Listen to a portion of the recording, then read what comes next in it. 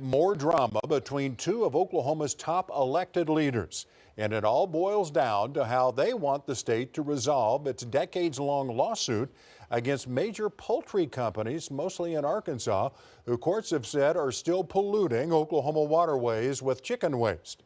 Governor Kevin Stitt wants Attorney General Gentner Drummond to compromise with the companies so the state won't lose their business. But as News 4's Spencer Humphrey reports, AG Drummond is telling Governor Stitt, absolutely not.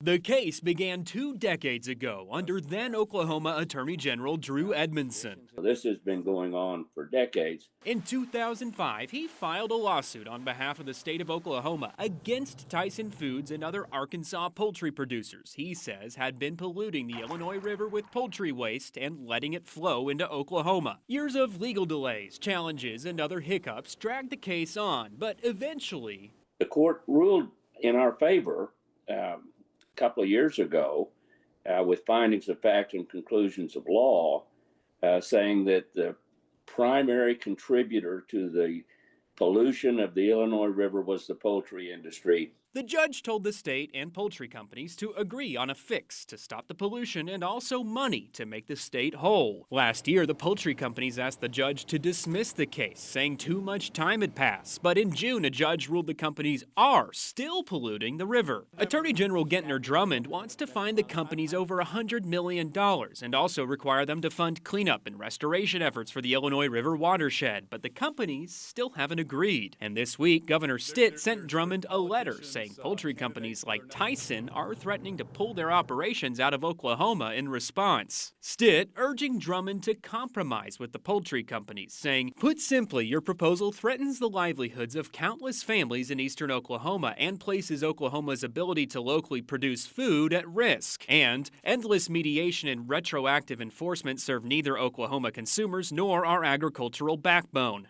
Drummond, though, firing back this week in a statement calling Tyson's threats a misinformation campaign, saying Tyson is actively working to acquire additional processing capacity in the watershed and is engaging in shameless gamesmanship, using Oklahoma's hardworking farmers as pawns while threatening to withdraw contracts. Also adding, a thriving poultry industry and clean water can absolutely coexist. What we cannot accept is allowing massive corporations to pollute our waterways without consequence. Edmondson, who is long since retired from his involvement in the case, says the judge will likely make a firm ruling on Drummond's proposed fine soon.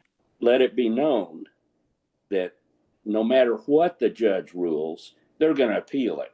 He admits he certainly is partial in this case, but in his opinion, there's no amount of compromise the poultry companies will ever agree to. They are going to continue polluting the land and water of the state of Oklahoma unless and until somebody pays them or orders them to stop. And they will do everything that they can to avoid compensating the state for the damage that they've done. Now, why the governor would choose to be on the side of dirty water instead of on the side of the people of the state of Oklahoma is a mystery to me. In Oklahoma City, Spencer Humphrey, Oklahoma's News 4. All right, Spencer, and of course, we will keep following the case and we'll let you know when the judge makes a ruling and if the companies appeal.